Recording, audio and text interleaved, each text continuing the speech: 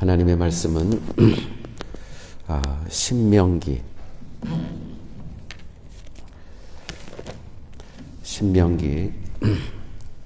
30장입니다.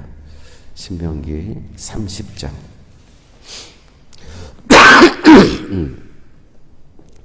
5절부터 8절 말씀입니다. 신명기 30장 5절부터 8절 말씀. 내 하나님 여호와께서 너를 내 열조가 얻은 땅으로 돌아오게 하사 너로 다시 그것을 얻게 하실 것이며, 여호와께서 또 내게 선을 행하사 너로 너 열조보다 더 번성케 하실 것이며, 내 하나님 여호와께서 내 마음과 내 자손의 마음에 할례를 베푸사 너로 마음을 다하여 성품을 다하여 내 하나님 여호와를 사랑하게 하사 너로 생명을 얻게 하실 것이며, 내 하나님 여호와께서 내 대적과 너를 미워하고 핍박하던 자에게 이 모든 저주로 임하게 하시리니, 너는 돌아와 다시 여호와의 말씀을 순종하고 내가 오늘날 내게 명한 그 모든 명령을 행할 것이라. 아멘. 오늘 신명기 30장 말씀에 특별히 6절 이와 같은 말씀이 있습니다. 내 하나님 여호와께서 내 마음과 내 자손의 마음에 할례를 베푸사, 마음에 할례를 베푸사. 할례는 원래는 사람에게 베푸는 겁니다. 그래서 특별히 남자 아이에게 태어난 지 8일 만에 생식기 표피를 자름으로 해서 그것이 하나님의 자녀가 되는 표징을 삼았었죠. 그런데 오늘 본문에 보니까 마음의 할례를 받아야 된다고 해요. 그렇게 겉으로 드러나는 그 표징이 아니라 너희 이스라엘 백성들은 마음의 할례를 받으라. 마음의 할례. 그래서 신명기 오늘 이 30장의 말씀은 하나님께서 이스라엘 백성들이 이 적과 꿀이 흐르는 가나안 땅에 들어가서 하나님의 명령대로 살지 못하고 자기의 뜻대로 자기의 고집대로 살다가 너희들은 분명히 포로로 잡혀갈 것이다. 그래서 그 포로로 잡혀가서 거기서 또 하나님의 정한 시간이 다 되면 그때 이제 너희는 돌아올 것이다. 그때 너희들 포로 생활을 하면서 그때 너희들은 깨달을 것이다. 너희 조상들에게 젖과 꿀이 흐르는 그 땅에 들어가서는 내가 이렇게 살라고 너희들에게 그렇게 얘기했던 것들을 너희들은 그렇게 살지 못하고 이렇게 바벨론 포로로 생활을 한 너희들의 삶을 너희들은 그 바벨론 강가에서 그 때를 기억할 것이다. 너희들이 잘못 살았던 것을. 그렇지만 하나님께서는 너희들을 기억하시고 너희들을 다시 예루살렘으로 돌려보낼 것이다. 그러한 내용 가운데 하나님께서 이스라엘 백성들에게 다시 이스라엘로 예루살렘으로 돌아오는 이스라엘 백성들에게 마음의 할례를 받으라. 마음의 할례를 받으라. 육체의 할례와 마음의 할례를 받는 것은 어떤 차이가 있을까요? 아브라함의 아들 이스마엘은 하나님의 약속이 아닌 인간적인 방법으로 얻은 아들입니다. 그는 13세 때 할례를 받습니다. 물론 하갈이라는 이방인의 여종으로부터 얻은 아들이었지만 아브라함의 또 아들인 거로 육체적인 할례는 받습니다. 그러나 하나님의 언약 자녀로서의 마음의 할례를 받은 것은 아니었습니다. 그는 결국 언약의 계보에서 제외됐다는 것이죠. 아무리 아브라함으로부터 얻은 아들이라고 하지만 이 이스마엘은 하나님의 약속의 자녀가 아니고요. 육체적으로는 할례를 받았지만 하나님의 말씀의 약속의 자녀가 아니었다는 것입니다. 이스라엘은 육체적인 표식인 할례는 받았지만 하나님의 은혜의 언약에 참여하는 마음의 할례는 이르지 못한 그러한 대표적인 인물이 바로 이스마엘이라는 것이죠. 사랑하는 여러분, 우리가 신앙생활을 하면서 우리가 하나님의 일은 한다고 합니다. 그러나 그 하나님의 일이 내 마음과 정성과 뜻을 다하여 그것이 정말 하나님 기뻐하시는 일이 아니고 내 열정과 내 노력과 내 고집으로 하나님의 일을 할 때 그것은 하나님의 언약의 자녀 열매인 이삭이 되는 것이 아니고 그것은 이스마엘이 된다는 것이죠. 아브라함의 육체적인 아들. 그것은 하나님의 언약과는 전혀 관계없는 그러한 육체의 열매를 얻을 뿐이라는 것입니다.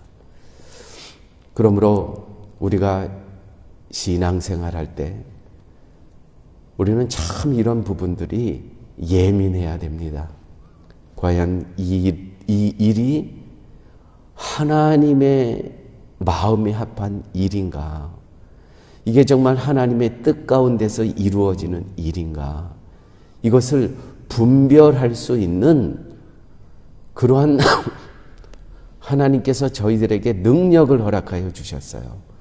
그것이 뭐냐 하면 바로 성령 하나님을 저희들에게 보내주셨다는 것이죠. 그래서 우리가 교회 신앙생활 하면서 어떤 일을 할 때 이것이 정말 하나님의 일인가? 아니면 우리의 고집과 우리의 주장과 우리의 뜻을 이루어드리는 일인가? 그래서 늘 성령 하나님께 우리는 간구해야 된다는 것입니다. 성령 하나님 깨우쳐 주시옵소서. 이것이 정말 교회에서 하는 일이지만 이것이 우리의 욕심, 우리의 힘으로 하는 것이 아니고 하나님의 일이 되기를 원합니다.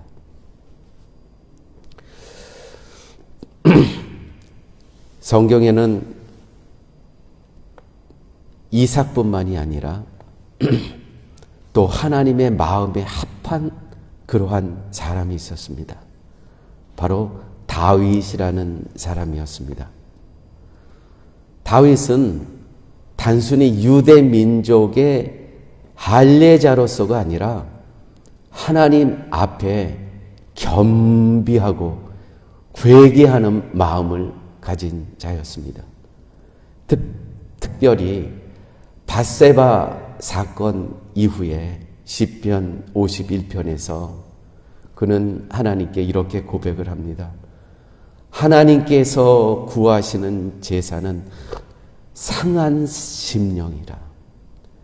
상한 심령은 무엇이냐면 회개하고 나오는 마음이라.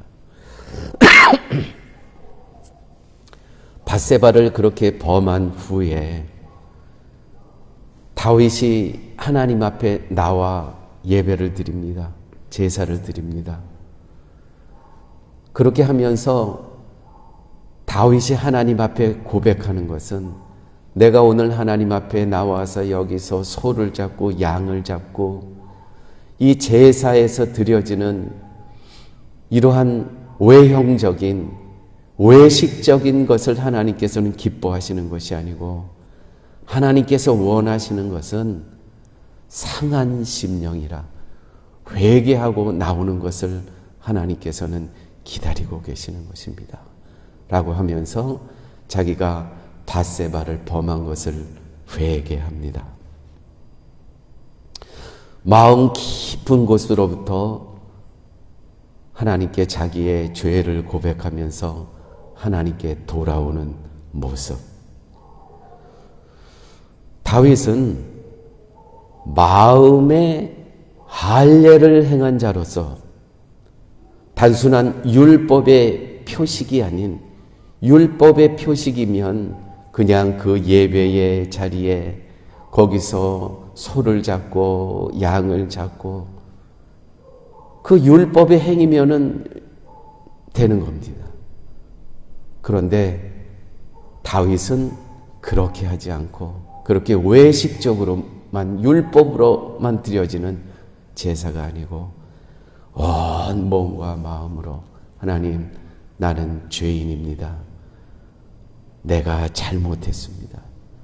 내가 죽을 수밖에 없는 존재입니다라고 하나님 앞에 나왔다는 것이죠. 하나님을 사랑하며 하나님을 순종하며 내면의 변화를 갖고 아버지 앞에 나오는 이 모습. 이 모습이 바로 육체의 할례를 행한 사람은 결코 이렇게 할 수가 없는 것입니다. 마음의 할례를 받은 자만이 이렇게 아버지 앞에 상한 마음을 가지고 아버지, 나는 온전하지 못합니다.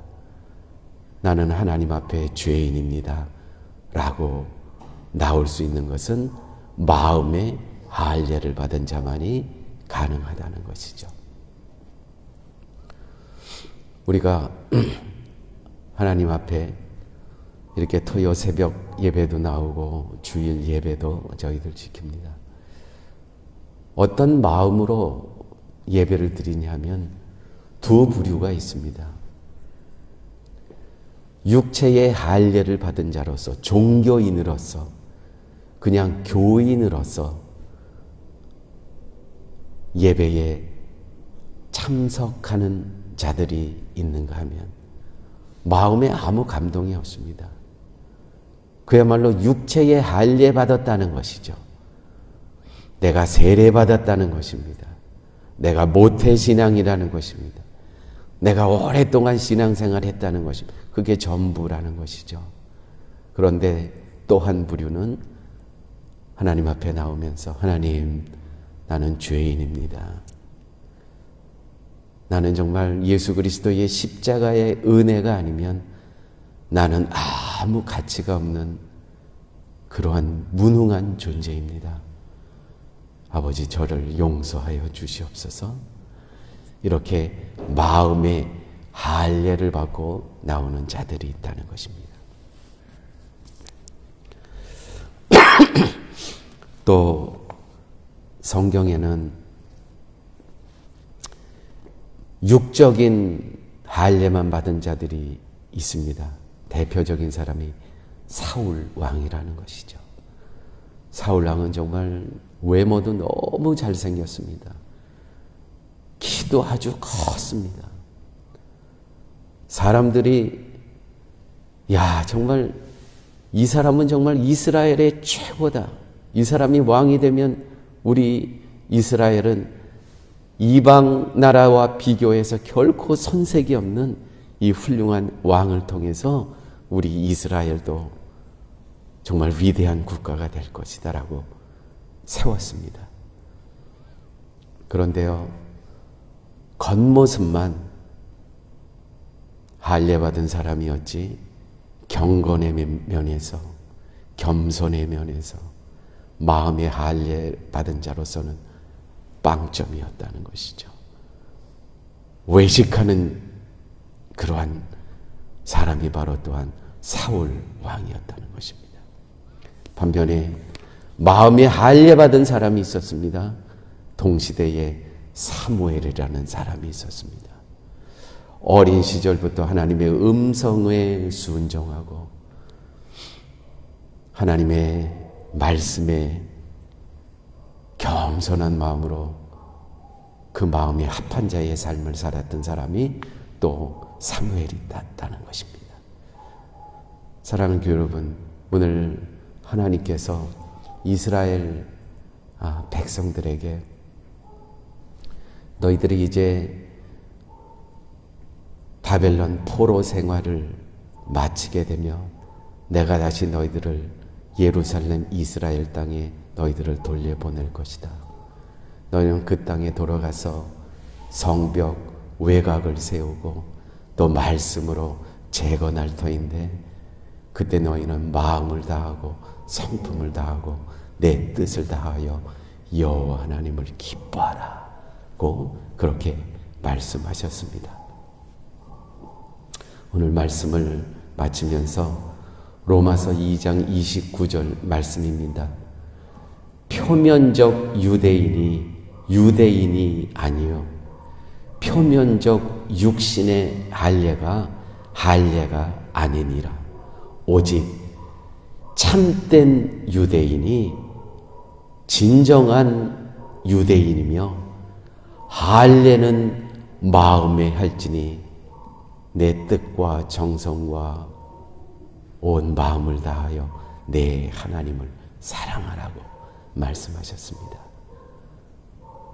여러분, 마음의 할례를 받은 사람은 어떻게 살아가는 사람이냐 하면 하나님을 기뻐하는 자입니다. 하나님을 기뻐하는 자입니다. 하나님을 어떻게 기뻐해 하나님을 기쁘시게 해드릴까가 아니고요. 물론 반쪽은 그렇지만 그것만큼 중요한 게 무엇이냐면 하나님을 기뻐하는 것입니다. 십자가를 기뻐하는 것입니다. 나를 위해서 모든 죄악을 감당하신 그 예수 그리스도의 그 은혜를 기뻐하고 감사하는 것입니다. 우리 삶 가운데 놓치는 부분이 있어요. 우리는요, 어떻게 하면 하나님을 기쁘시게 해드릴까에 초점을 맞추는 경우가 굉장히 많이 있습니다. 그것이 잘못됐다는 이 말씀은 아니고요. 그것과 함께 우리가 기억해야 될 것은 어떻게 하나님을 기쁘시게 해드릴까에만 초점을 맞추는 것이 아니라 어떻게 우리는 하나님을 기뻐할 것인가, 하나님을 기뻐할 것인가.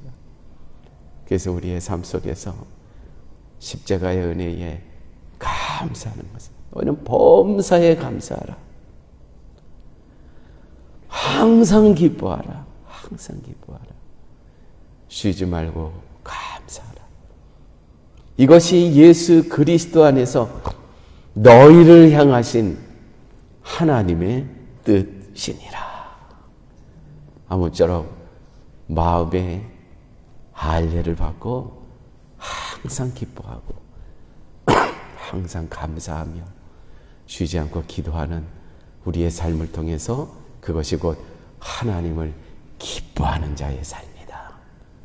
그것을 하나님께서 기다리고 계신다는 것이죠.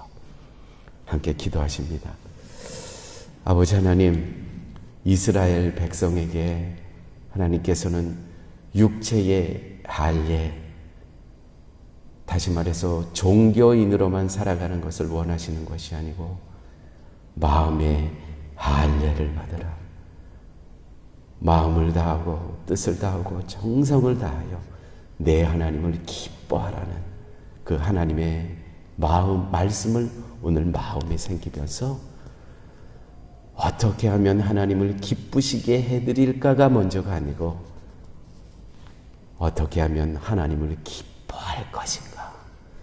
그래서 하나님 안에서 기뻐하고 즐거워하고 감사하는 자의 삶을 잃어버리지 않도록 우리 주님, 저희들을 하나님들 붙잡아 주시고 인도하여 주시옵소서. 이제는 예수 그리스도의 무한하신 은혜와 하나님의 극진하신 사랑과 성령님의 인도하시고 동행하시고 내주하심이 이제 나머지 인생 하나님을 기뻐하며 또 하나님을 기쁘시게 해드리는 것을 소망하면서 살기를 소원하는 우리 사랑의 교회 교우 머리 위에 인생 앞날 위에 이제부터 영원토록 함께 있을지어다. 아멘.